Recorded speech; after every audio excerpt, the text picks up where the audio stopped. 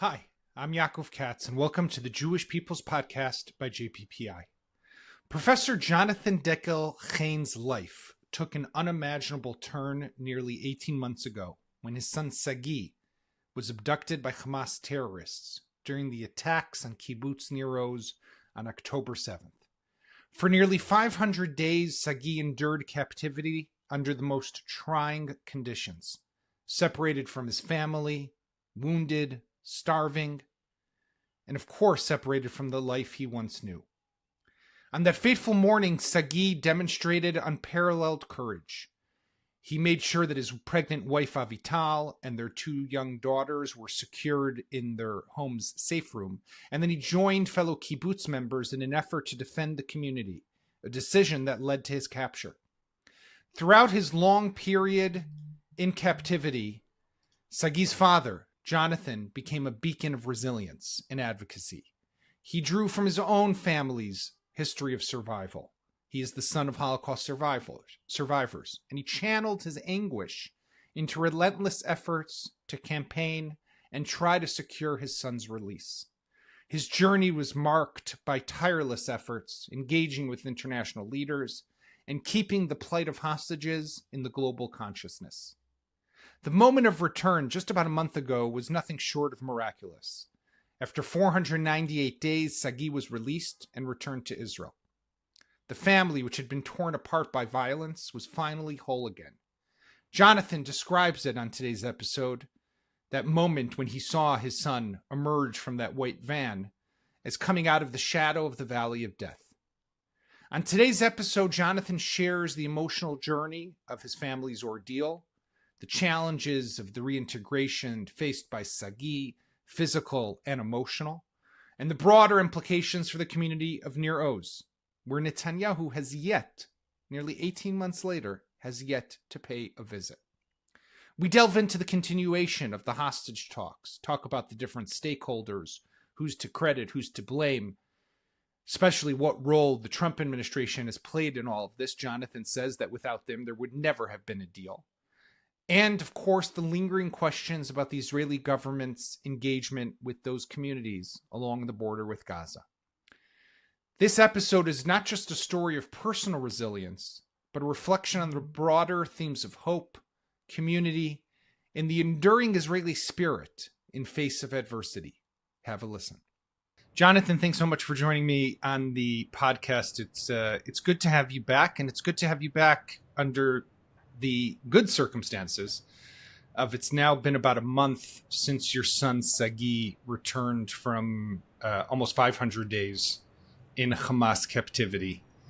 A bit wounded, still healing from a gunshot to his shoulder, which maybe we'll talk a bit about, reunited with Avital and the three daughters, one of whom he did not even know was born, and what the child's name was, Shachar, if I remember correctly. So just tell us, if you can, Jonathan, what has this last month almost been like for Sagui, for you, for the entire family? Listen, it's now been 29 days, 29 days of joy, of having a kind of rebirth of a 36-year-old son, in all that means, both some challenges for sure, but just undescribable joy, and not just my own at having my son back, but also seeing him reunited with his beautiful family and meeting for the first time a well-baked daughter that he did not know before, who is now a year and 3 months old. And it's almost dreamlike. I think we all find ourselves pinching ourselves, if not every hour, then every day, that this is for real. And if the first few months of his captivity after Black Saturday, Shabbat HaShchorah on October 7th, we were pinching ourselves, hoping that we would wake up from the worst nightmare imaginable. We're back to pinching ourselves, but now just to make sure that we aren't dreaming the best dream possible. So I think everything else is like gravy after that, and any challenge that we face, at least within the family itself, is really tiny by comparison, versus the immense challenges that remain for us in our kibbutz community and for the country as a whole. So we're going to get to that, but I just want to first talk a bit about Sagui. 500 days. He had gone out the morning of October 7th, left the home, put Avital, who was then advanced pregnant, with the two other daughters into the safe room and went out to try to keep them safe and protect them. He was eventually taken. He did not know, from what I've seen, of what had happened to his wife and to his children. Did they survive? Did they not survive in the safe room? He was released that day, just about a month ago, unclear of what their fate had been, let alone that Avital would give birth to another baby while he would be in captivity. And there's a very emotional video of when they reunite, and Avital tells him the name of Shachar. Really, not a dry eye when you watch that. But I'm curious, what does he tell from when he was taken on that Saturday and what transpired over really almost 500 days? Yes. He was taken from the kibbutz a little before noon on October 7th into captivity in Gaza. And what he saw loaded onto a pickup truck heading for Khan Yunis was the kibbutz in flames. And not only that, but over the course of the preceding 6 or so hours, he had seen the kibbutz littered with bodies, a kibbutz destroyed or being destroyed. And when he was taken from his home or near his home, it was still very much a battle zone. There was no way on that day for him to ascertain whether anyone at all had really survived from Nir Oz, not just his pregnant wife and two little girls, but his mom, his younger sister, who was also living on the kibbutz at the time with her young family, or anyone else. By that time, he knew that a number of kibbutz members had been murdered by Hamas because he had seen things happen. So his working assumption had to be, during the course of his captivity, that it was unclear if anyone had survived at all. He and the people that he was with in the tunnels for nearly a year and a half were in an information vacuum, meaning that they had no news from the outside world. And that's an important distinction between the men who have been emerging from the tunnels from captivity that have been kept mostly underground versus earlier releases or rescues of hostages that were held above ground that did have contact with the outside world via TV, radio, or other reports. So he only learned the very basic fact. He didn't even learn them outright. He was able to piece together from things that he heard that Avital had survived and given birth about 24 hours before he was released. Wow. So somehow he was able to keep going for 497 days without knowing if anyone in the family had survived or anyone at all from the kibbutz had survived, other than the handful of hostages from Nir Oz that he met over the course of his captivity. And he was shot that day in the shoulder, and we still see him, and now a month later, still wearing a sling. He had to have some treatment. What did he tell about as much as you can say about the treatment that he received for that gunshot wound that he sustained on October 7th? Yeah, he was shot both in his shoulder and in his calf.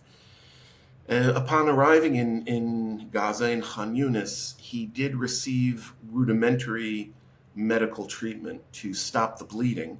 First of all, because he was in danger of bleeding out, and he also had some very basic surgery conducted on his shoulder But that surgery, on the one hand, as I said, stopped the bleeding, but did not repair the shoulder.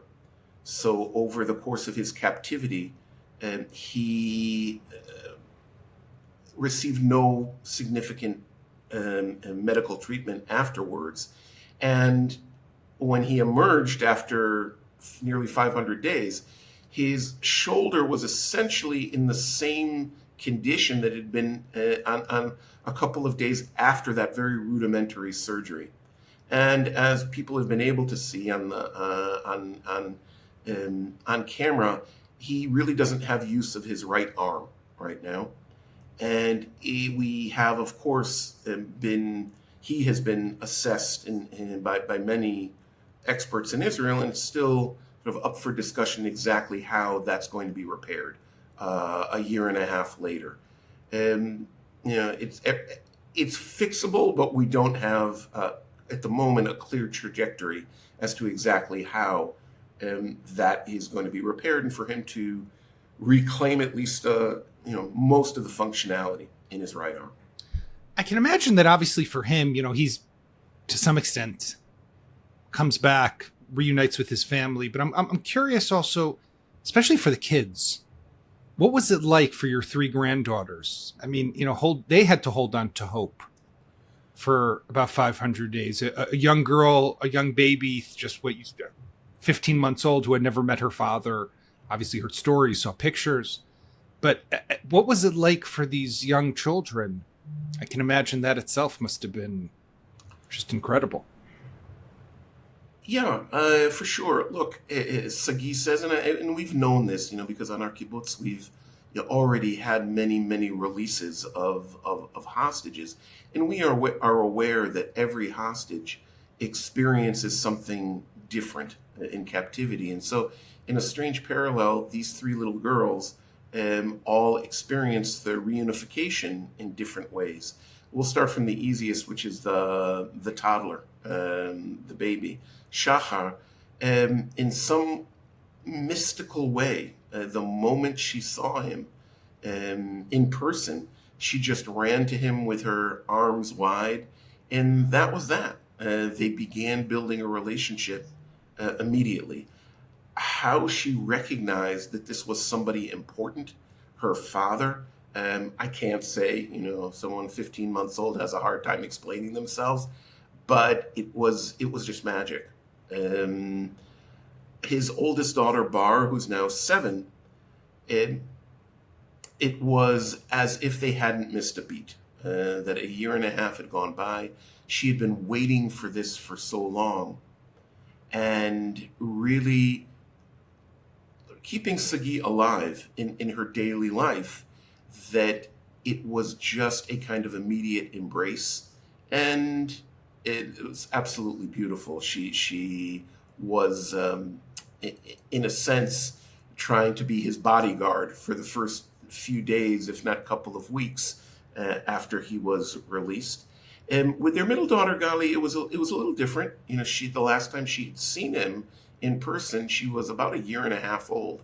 Mm-hmm. And so to re-encounter the actual living, breathing person after this enormous stress of, close to a year and a half, it took her a little while. It took her a little while to figure it all out. And thankfully, we've been blessed with terrific help from professionals, medical and mental health professionals, throughout this journey since Sagui has come home, and they were really instrumental in sort of getting over that little hurdle. And now they're happy as can be together, Sagui and Gali, sort of a renewed love affair, as it were, between a father and a daughter. Jonathan, you're the son of, if I recall correctly, your father, a Holocaust survivor, your mother, a refugee from the Holocaust as well. And you made comparisons watching your son emerge from, I think, what you called the shadow of the Valley of Death to the way your father was liberated, I guess, in 1945. looking at Sagui, and he did look a little better than the three men who were released before him, Eli, Or, and Ohad, because they had started to feed them and, pump them with vitamins and get them to look a little better for the release. But they were starved during their time in captivity. I mean, I can't. What was that? What can you tell us? What was that? That must have been crazy. Well, yes, it was terrifying, actually. It wasn't the previous three, it was actually the previous 6 men who had been released. Looked terrible. It was clear that they had been starved for extended periods of time, and hence there was no way of knowing what Sagui and the other 2 hostages who were to be released with him would look like. I'll add to that we simply didn't know what Sagui's physical condition was. We had known for over a year that he had been wounded on October 7th, but we really didn't know. For example, was he going to be able to walk on his own 2 feet? We had known that he'd been shot in the leg, or had sustained a significant wound in his leg. It was really impossible, therefore, to really imagine what he was going to look like when he or the other 2 hostages, for that matter, what they were going to look like when they appeared at that horrific propaganda ceremony, inhuman really, of the handover between Hamas and the Red Cross in Khan Yunis. And I was fearful that he would look very much like my father looked immediately following liberation after a death march inside of Germany in April of 1945. As you said incorrectly, their condition, meaning Sagui and Yaron and Sasha Trupanov, who were freed together on February 14th, their physical condition was better than those who had been released beforehand. But let's not be confused. All of them suffered from malnutrition. There were times, Sagui has shared with us, there were periods during the captivity when there was almost no food available. And he, in fact, said, and something he commented on last night, that the people that he was with, the hostages that he was with at that time, for about a 2-3 month period, looked like walking skeletons. So let's not be confused. We'll add to that a lack of any kind of significant medical care, sanitary conditions, and this was true from the beginning to the end, of just sort of horrific. It's sort of difficult to think of the kind of sanitary conditions that they had to endure, and the constant fear of death, which of course takes its toll. The obvious fear of death was from their Hamas captors, and we know fully well that in other cases, hostages were executed weeks, months after they were taken alive from Israel. But what's been less spoken of, and all of the hostages who are emerging from the tunnels are saying the same thing, is the danger from friendly fire from Israel, from aerial bombings and errant artillery shells that, in Sagui's case, and we know again from all of the other hostages, only by miracle were they saved from being killed, accidentally, of course, by friendly fire from Israel. So you add all of these things up, and it's awe-inspiring that any of these released hostages have been able to come home in any kind of condition that's recognizable. And every day, every moment that those remaining hostages continue to live in these hellholes, their condition will only deteriorate more. How does he, or how do you explain how he did survive? Because as you say, there's unfortunately too many cases. And as we speak, there's 59 hostages still in Gaza. 24 are believed to be alive, 35 not. We know some of the bodies were taken on October 7th already dead, these hostages, but some were killed and died in captivity. I mean, it's like almost like a Russian roulette or a game. It was just up in the air, a throw of the die. Like how does he explain, or is there no explanation? I think some of it's just dumb luck. There's no other way to explain it.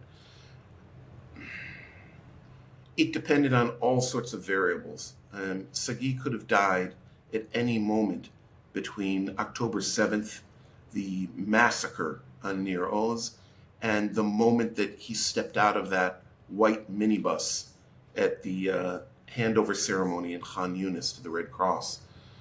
Some of it had to do with the captors that held him and a group of other hostages that, for whatever reasons, kept them alive.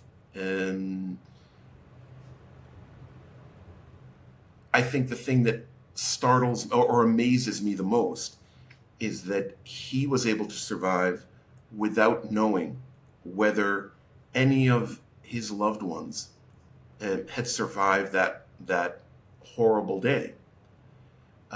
It's kind of ironic. I spent a lot of time on media, both in Israel and abroad, making a point in every single interview in hopes that he would hear it somehow, or someone would hear it who would then tell him that Avital and the girls had survived and that Shachar Mazal had been born. And it turns out that it was all for naught because he never heard any of that.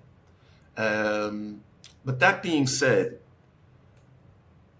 I'm a very nuts and bolts kind of guy, quite literally, because before I became an academic, I was a more standard kibbutznik, working with agricultural machinery on the kibbutz, and so that's where my head is always residing in a very practical world. But I find there is no rational explanation. There is no for how he did survive, how this series of small miracles brought him from truly the grips of death on October 7th back to us and back to his girls. And so the answer is somewhere in the realm of, I don't know if mysticism, but it's mystic, it's spiritual. I really do believe that, and he believes, as does Avital, that there was a strength, there was sort of an ecosystem of faith surrounding him, surrounding Avital, and surrounding other hostages. That ecosystem of faith was both their own inner strength, and optimism, and belief that somehow this was going to work out, but also the hopes and prayers of Jews and non-Jews in Israel and outside of Israel. Everyone in their own way. People have different ways of expressing hopes and prayers. But in the aggregate, that ecosystem somehow buoyed them in enough to see it through. And I can relate to that because as a parent of a hostage, knowing very little to nothing about his fate, I have often felt buoyed by this kind of, again, I have no better term for it other than an ecosystem of faith that helped buoy me in the darkest of times when it seemed like, pragmatically speaking, there was very little hope because of just events on the ground and the Israeli government's behavior towards the hostage issue and any number of other things that could bring you down and break you. So we're talking at a point or at a time when the fate of the remaining hostages still kind of lingers. We don't know what the government will do. There is pressure on Israel to strike another deal, or at least to extend the current deal. There's pressure on Hamas. Steve Witkoff, the president's special envoy, has been shuttling back and forth from Doha, as has the Israeli delegation, which spent some time there over the weekend to try to see if they could hammer out a deal, but unclear if that's going to happen. I'm curious from your perspective, and, Sagui did have that dual, I'll ask maybe a complicated question and feel free to answer it as you like. Sagui is a U.S. Israeli citizen, dual citizen. As a result of being your son, he has American citizenship. Idan Alexander is a soldier who's being held in Gaza and a dual Israeli-American citizen. His parents live in the U.S. He had grown up in the U.S., came to Israel as a lone soldier to serve. And there, we just saw recently how the Americans wanted to maybe push forward a deal that would at least get back their citizen, as well as the 4 remaining American hostage bodies that are in the Hamas captivity. So maybe what I'm asking here is, what do you think about that effort to push just for the Americans? What do you think about the general role of Donald Trump and the administration in the negotiations and in helping to secure the first deal and trying to move towards a second deal? And then how does it all compare up to what you feel from our own government here in Jerusalem? Okay. A lot to unpack, I know. Yeah, a lot to unpack. We can loop back if I've not been able to answer all parts of that question. We'll start with the thing that I think is perhaps most important and also most apparent. Sagui and the other hostages who have been released, which would be 33 in this first stage of the agreement, are home because of the election of Donald Trump in the United States. That is as clear as day. It is true, and we should never forget that the bones of the agreement that was implemented to bring home those 33 hostages was a product of the very hard work of the Biden administration and its team. And it was adopted by the Trump team. They worked on it, I think, together for a couple of months during the transition period between the election and the inauguration. But in essence, it's the same plan. But clearly something happened. I believe was 2 days after the election when then President-elect Trump tweeted out the hell to pay tweet. And from that moment, a different dynamic inhabited the environment around the negotiations. There was this fantasy promoted by the Israeli government that threat, unveiled threat, was directed entirely at Hamas. Well, that simply was never true, and facts played out to show that. The intent was to all of the parties in the negotiation process, which of course was first and foremost Hamas, but it was also towards the intermediaries, Egypt and Qatar and other neighboring Arab countries, and Israel. And it took a last-minute visit to Israel, unplanned visit to Israel by Steve Witkoff, and a private conversation on a Saturday with Prime Minister Benjamin Netanyahu I have no idea what was said in that room, but clearly something was said to convince our Prime Minister that it was time to stop delaying and to stop putting up obstacles and to get moving on that first stage. And as a result, 33 Israelis, the vast majority of them alive and a handful tragically deceased, but they are home thanks to that intervention, that energy, that speaking a language, in effect, the Trump team speaking the language of the Middle East, which is brute force. I'm not proud to say that as an Israeli, because that same political brute force or diplomatic brute force was necessary to move the Israeli government, or certainly the Israeli prime minister. I take no pride in that as an Israeli, yet that is the case by all evidence.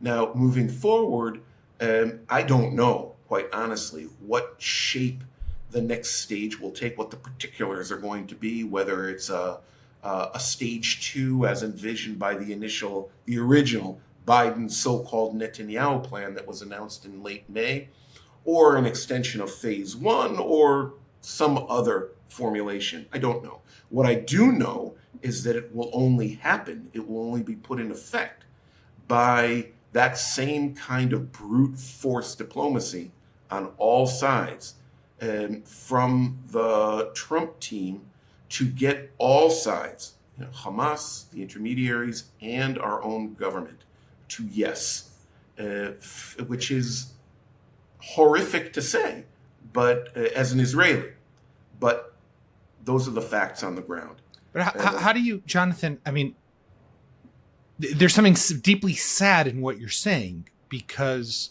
our government should be doing everything as its priority to get back the hostages. And what you are saying is that without the pressure of the Trump administration, this deal would not have happened. Definitely not stage one. Who knows what's going to happen to the remaining hostages, if we will be able to reach a deal. I'm going to ask you just straight out, because there's a lot of speculation. Why is it that the Israeli government, led by Netanyahu, does not prioritize this? What's your answer? Why not? There are no good answers to that question. No matter how hard I spin it, I cannot think of an acceptable answer to that question. It's all of the possible acceptable answers to that question have long been disqualified by our own army, senior command, all of the intelligence services, and 75 to 80% of the Israeli public out in the streets demanding it.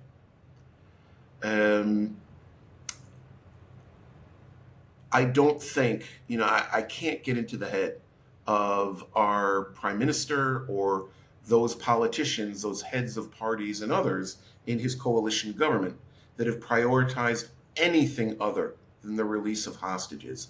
I believe, as a historian, that Jewish history is not going to judge them well. There's still some time for a course correction, but the judgment on them will be very close to eternal damnation. By the way, the course correction, sorry to interrupt, but the course correction could also, it was reported, and you'll tell us if this is accurate, that Sagui had a phone call with Prime Minister Netanyahu. And it should be mentioned that Nir Oz, where 1 out of 4 residents was either murdered or taken hostage by Hamas, ravaged the kibbutz.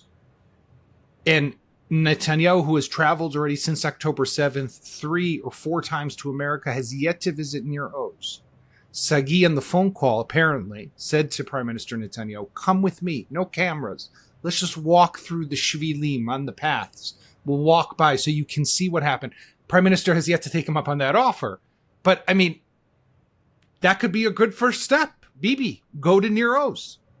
It would be. It would demand courage, not personal courage in terms of his safety, but it would demand a moral backbone. Because seeing Nir Oz, there is no way to, as the prime minister of the country, to go to Nir Oz, which was ground zero for the horrors of October 7th, and to avoid accountability for what happened. As the prime minister, not only on that day, but for the vast majority of time since 1996, Netanyahu has been the prime minister of Israel. And he was the one. You cannot deny it if you go to Nir Oz, with or without cameras, that whatever your geostrategic conceptions were, they were horrifically flawed, because otherwise October 7th could never have happened. I invite you or anyone else to give a call to the Prime Minister's office and ask why he has not come to Nir Oz, why he has not met the surviving community of Nir Oz. It's hard for me to imagine any other head of state in any country in the world that would have done or not done such a thing.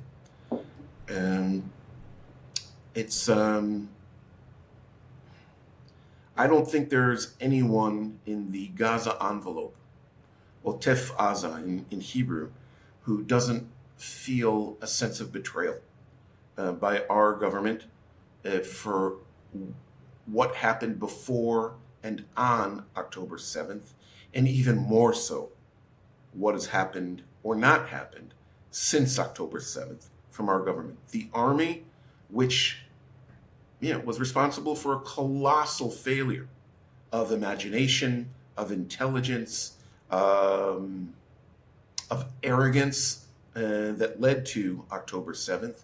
And they have course corrected. And we feel it. We feel it. Not just in an apology. That's easy to apologize, although the prime minister hasn't done that either in any meaningful way.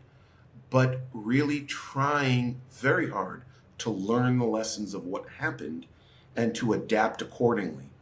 And there have been some really stellar military successes since October 7th by the army, not just in Gaza, of course, but elsewhere in our region. Still work to be done, of course, but the army has accepted accountability and has worked hard to restore the faith of the Israeli people. The government has done exactly the opposite. Jonathan, I want to let you go, but I want to ask you one last question if I can. We're talking on the Purim day in Jerusalem, long Purim weekend here in Israel. You are a historian of Jewish history. And I think once in one of our prior conversations, I asked you about kind of that arc of Jewish history and how you view someone who's written extensively on Eastern Europe and pogroms and obviously a very dark chapter also in Jewish history.